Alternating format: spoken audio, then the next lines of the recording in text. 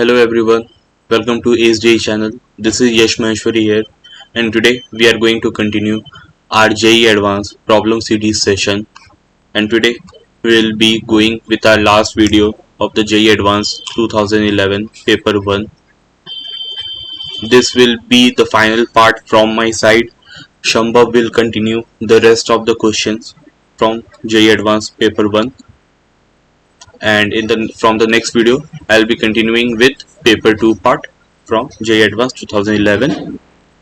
So we have two questions in this video. The first question says that let f of -1, 2 arrow 0 to infinity be a continuous function such that f of x is equals to f of 1 minus x for all x belongs to -1 to 2.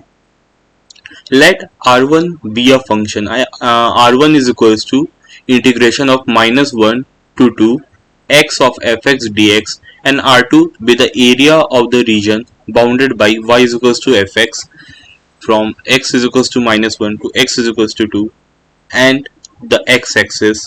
Then so basically इस question में करना क्या हम लोग को कि we have been given two function, I would like to say R1 and R2, and we have to find the relation between Rn and R2. Like what is the relation between Rn and R2, whether R1 is equals to 2R2, R1 is equals to 3R2, 2R1 is equals to R2, like that. So मैं कह रहा हूँ कि अगर आप problem statement देख के अगर आप डर रहे हो कि ये क्या क्वेश्चन दिया हुआ बहुत अजीब टाइप का, तो ऐसे डरने का कोई बात नहीं है. हमें जस्ट रिलेशन बताना R1 R2 के बीच में. तो देखने में तो बहुत खतरनाक क्वेश्चन लग रहा है, बट देखते हैं इसको कैसे करते हैं. तो सबसे पहले लिख लेते हैं कि हम लोग को क्या क्या दिया हुआ है. तो सबसे पहले हम लोग को दिया हुआ है कि f of x is equals to f of 1 minus x. ठीक है. Secondly we have been given R1 is equals to R1 is equals to integral of -1 to 2 x of fx dx. ठीक है. और दूसरा R2 बताना. तो R2 हमारा हो जाएगा bounded by the function fx okay dx from -1 to 2. This will be our R2. ठीक है. आई होप कि यहाँ तक कोई दिक्कत नहीं हुआ होगा. अब हम लोग क्या करेंगे, तो बेसिकली R1 R2 में रिलेशन बताना है. सो आप एक चीज नोटिस करो कि हम लोग का जो R1 फंक्शन है वो दिया हुआ है कि x fx dx है. यहाँ पे x fx dx है. तो यहाँ पे अब हम लोग क्या कर सकते हैं, तो यहाँ पे मैंने आपको जब इंटीग्रेशन का मैं क्वेश्चन करा रहा था आपको, तो उसमें मैंने बताया था किंग्स रूल, जो कि एक प्रॉपर्टी होती है हमारी. यहाँ पे मैं फिर से लिख देता हूँ. जो हम लोग प्रॉपर्टी यूज करेंगे वो है, अगर हम a से b इंटीग्रेट करते हैं fx dx को, तो वो हमारा वो सेम रहता है a to b f of a plus b minus x dx. ठीक है. And this is also known as king's rule. I hope कि आपको याद होगा अगर आपने पुरानी वीडियोस मेरी देखी है तो उसी को हम लोग यहाँ पे यूज करेंगे किंग्स रूल को. तो करना क्या अब यहाँ पे, तो यहाँ पे हम लोग लिखते हैं R1 -1 to 2. तो किंग्स रूल में अगर हम लोग अब करें तो a plus b minus x, तो ये हो जाएगा 2 - 1 minus x f of 2 - 1 minus x dx. Okay. Then यहाँ से R1 हमारा आएगा -1 to 2 1 minus x into f of 1 minus x dx. यहाँ तक कोई दिक्कत होगा नहीं आप लोग को. तो यहाँ से अब देखो हमारे पास आया 1 minus x into F of 1 minus x, और यहाँ पे हम लोग को क्वेश्चन में दिया हुआ था कि भाई अगर एफ ऑफ एक्स आपको अगर आपका एफ ऑफ 1 माइनस एक्स आ रहा तो आप उसका एफ ऑफ एक्स भी ले सकते हो. तो f of x is equal to f of 1 minus x हम हमारे प्रॉब्लम स्टेटमेंट में दिया हुआ है. तो हम लोग अब यहाँ से लिखते हैं 1 minus x F of x dx. ठीक है. अब इसको आप एक्सपैंड कर दो, तो यहाँ से आपका आएगा -1 to 2 F of x minus x F of x dx -1 to 2. ठीक है. अब आपको यहाँ पे क्या देखना है, यहाँ से अब आप R1 इज इक्वल्स टू लिख दो -1 to 2 fx जो है हमारा वो क्या है, -1 से 2 fx हमारा, -1 से 2 कहाँ गया, -1 से 2 fx dx हमारा r2 है, तो ये हमारा हो गया r2, और ये हमारा क्या हो गया, ये हो गया -1 से 2 x fx dx, तो ये हमारा वापस से r1 आ गया, तो ये हमारा r1 आ गया, तो यहाँ से हमारा आया 2r1 is equal to r2, जो कि हमें रिक्वायर्ड रिलेशन निकालना था r1 r2 के बीच में। तो देखो कितना आसान क्वेश्चन है, कुछ नहीं था इस क्वेश्चन में, खाली एक प्रॉपर्टी लगा के सॉल्व करना था, और बच्चे बिना मतलब का डरते हैं खाली प्रॉब्लम स्टेटमेंट पढ़ के कि भाई जेई एडवांस में आया हुआ है। तो इसका हमारा करेक्ट आंसर है C, 2r1 is equal to r2। I hope कि ये क्वेश्चन आपको समझ में आया होगा।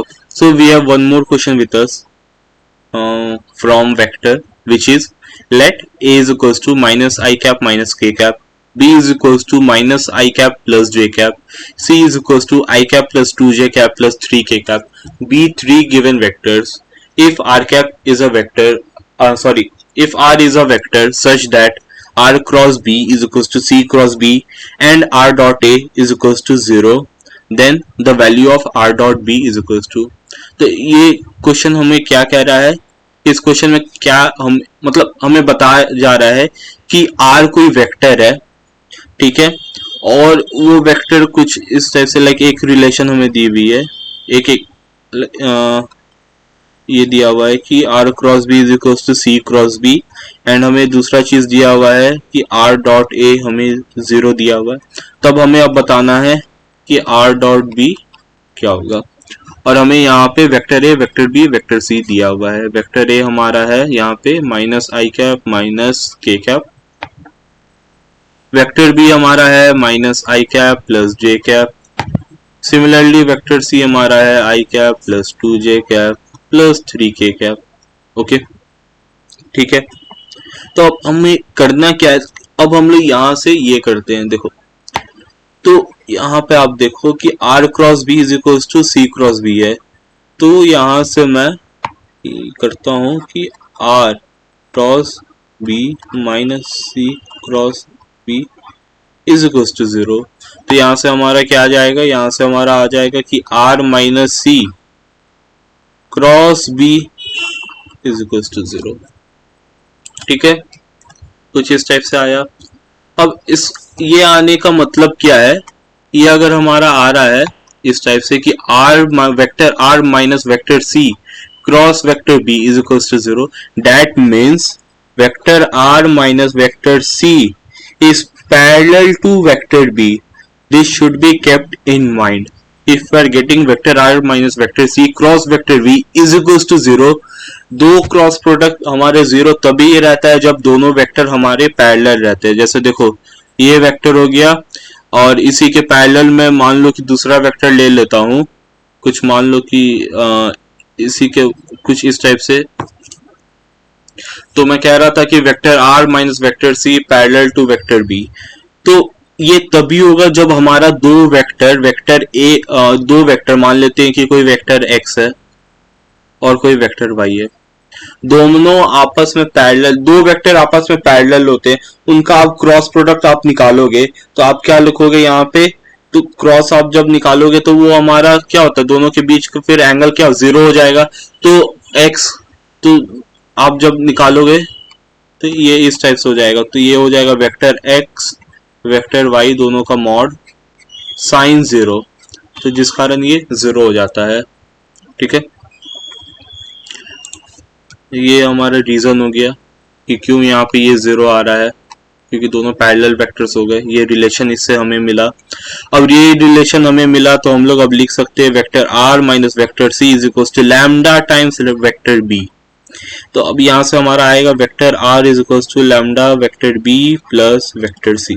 ओके, तो अब हम लोग यहाँ से क्या कर सकते हैं कि एक यहाँ से तो हमें ये पता चल रहा है r b और c के बीच में तो कुछ रिलेशन आ गया लैम्डा के साथ, अब we can use this one r dot a is equals to 0 to find the value of lambda. How are we going to do this is like r dot a is equals to 0. So we'll replace the vector r with lambda times b vector plus c vector, then dot product with a vector which is equals to 0. So अब क्या करेंगे हम लोग, यहाँ से अब हम लोग लिखते हैं lambda b dot a plus c dot a is equals to 0. Okay, अब यहाँ से यार डॉट प्रोडक्ट ले लो a डॉट b और c डॉट a.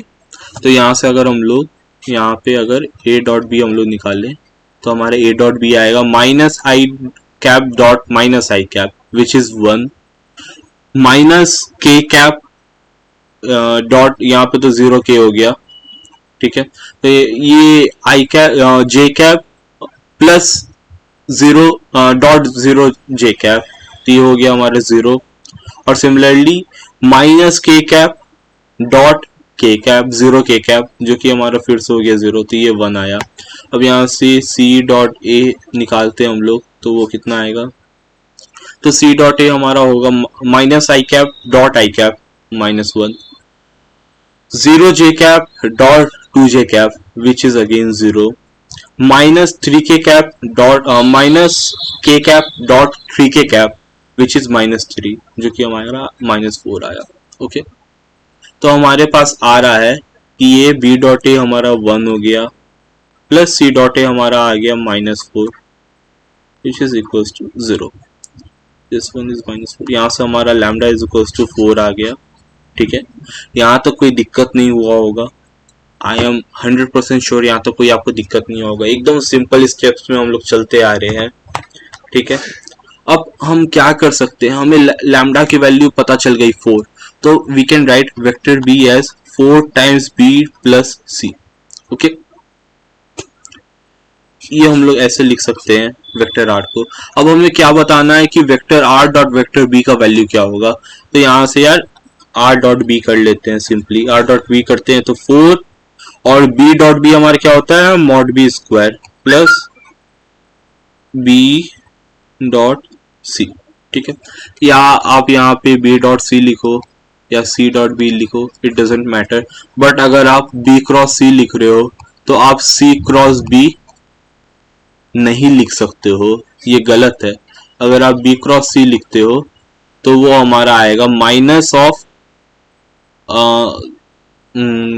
अगर आप b क्रॉस c लिख रहे हो तो ये हमारा c क्रॉस b नहीं हो सकता. अगर आप c क्रॉस b को अगर b क्रॉस c के टर्म्स में लाओगे तो एक आपको माइनस साइन लगाना पड़ेगा, तब ये हमारा b क्रॉस c हो जाएगा. और ये b क्रॉस c हमारा minus of c cross b होता है, कुछ इस टाइप से होता है.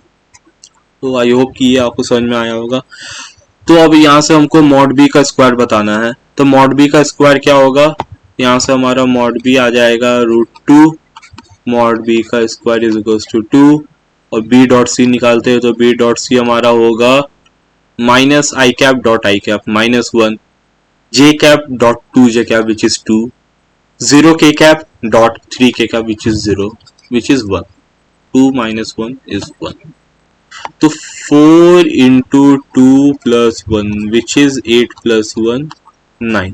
तो हमारा r डॉट b हमें 9 आ रहा है जो कि हमारा रिक्वायर्ड आंसर होगा. क्योंकि ये इंटीजर टाइप क्वेश्चन था तो इसमें आपको इसका आंसर लिखना था निकाल के, तो यहाँ पे हमारा आंसर आया 9, तो ये हमारा आंसर हो गया.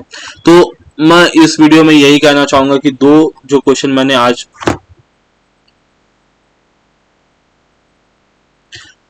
दो क्वेश्चन जो मैंने आज कवर किए, एक ये और एक ऊपर वाला question, this one, they both lies in the easy category part. Easy question, they both are straightforward question है. This one also easy. भले JEE एडवांस 2011 में पूछा हो बट क्वेश्चन इजी है. तो आई होप गाइस कि ये दो क्वेश्चन आपको समझ में आ गए होंगे, कोई दिक्कत नहीं हुआ होगा आपको. तो अगर आपको कोई दिक्कत नहीं है और क्वेश्चन आपको समझ में आ गया है then please like share and subscribe. So तब तक के लिए बाय बाय, मिलते हैं नेक्स्ट वीडियो में जो कि हमारा होगा JEE advance 2011 paper 2. And one more announcement, जैसे मैंने स्टार्टिंग में कहा, Shambhav will continue his 2011 series of paper 1, क्योंकि अभी कुछ क्वेश्चन बचे हुए उसके पार्ट में, तो वो पहले पूरा पेपर 1 कंप्लीट करे then he will move towards paper 2. And मेरे पार्ट से पेपर 1 कंप्लीट हो गया, then I am going to move for paper 2 in our next video. So see you guys in the next video. Bye. Jai Hind.